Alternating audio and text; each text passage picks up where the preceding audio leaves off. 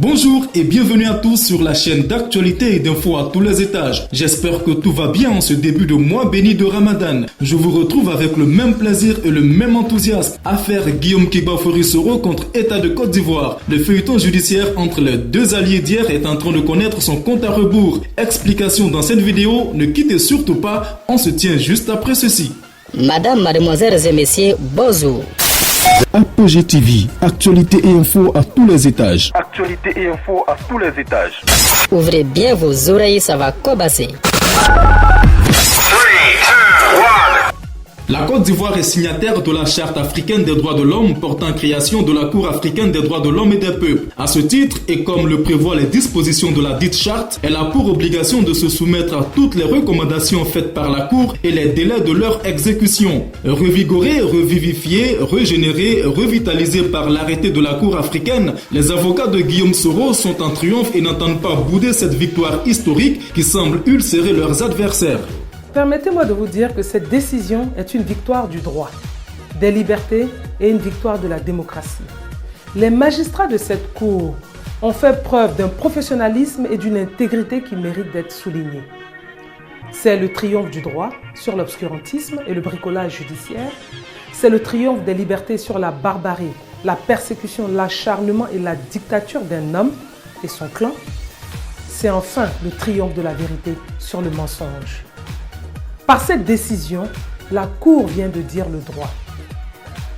Elle vient donner raison au président Guillaume Kibafori-Soro et à nous, ses avocats, qui avions dénoncé la nullité de ce dossier, le vide sidéral et les nombreuses irrégularités qui l'accompagnaient.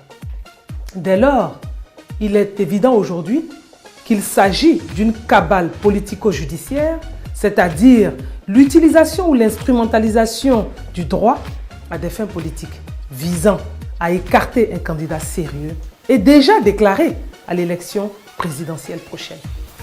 Premièrement, cette décision a été prise à l'unanimité des juges, ce qui veut dire que tous les magistrats ont décidé d'aller dans le même sens.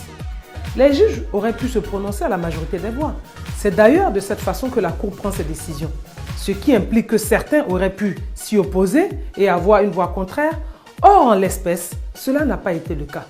Tous, sans qu'une seule voix ne manque et ne soit contraire, ont rendu la même décision. Deuxièmement, cette décision n'est pas susceptible de recours, ce qui veut dire qu'elle ne peut pas faire l'objet d'un recours en appel, en opposition, ni d'un pourvoi en cassation, parce que par nature, elle échappe à tout recours. On dit d'une telle décision qu'elle est définitive. D'ailleurs, me diriez-vous, devant quelle autre juridiction un tel recours aurait-il pu se faire? Troisièmement, cette décision s'impose à l'État de Côte d'Ivoire parce qu'elle a une force obligatoire, coercitive et je dirais même exécutoire pour l'État. C'est-à-dire que la Cour peut contraindre l'État contre lequel la décision est rendue.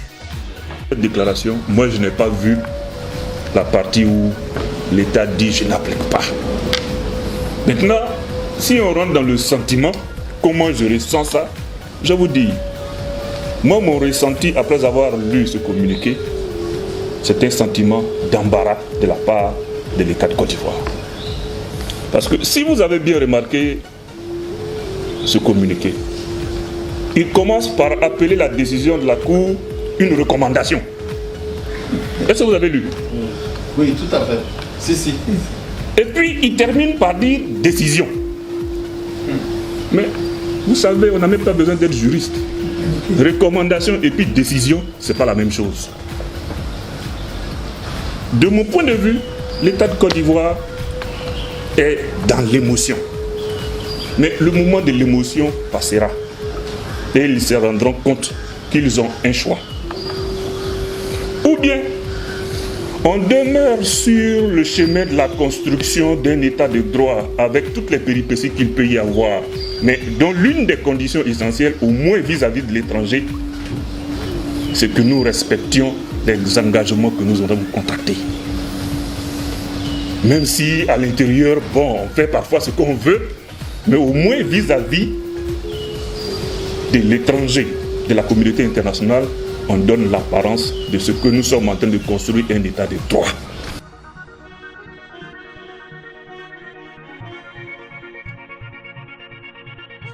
Que la Cour n'a pas de moyens de coercition en tant que telle, je veux dire, elle ne va pas mettre des policiers ou, je ne sais pas, la force publique sur le dos de l'État de Côte d'Ivoire pour pouvoir exécuter cette décision. Mais il faut savoir qu'il s'agit quand même d'engagements internationaux qui ont été pris par l'État de Côte d'Ivoire. Voilà, et je ne crois pas que l'État de Côte d'Ivoire veut s'inscrire parmi les États voyous que nous connaissons, qui ne respectent ni leurs engagements ou qui ne respectent rien en interne comme en externe. Et vous savez, ce genre d'institutions sont très souvent liées à plusieurs autres. Aujourd'hui, cette Cour est reconnue par les Nations Unies, cette Cour est reconnue par l'Union européenne, cette Cour est reconnue par plusieurs autres organisations internationales qui respectent et qui veillent sur l'application des droits de l'homme et surtout sur les décisions de ces juridictions-là. La Côte d'Ivoire peut, si elle s'entête à exécuter telle décision, se voit exclue de plusieurs organisations, de même se voit imposer des mesures économiques restrictives par certains bailleurs de fonds, par certaines institutions financières. Donc il ne s'agit pas d'un bras de fer, il s'agit d'être un État poli, un État respectueux, un État digne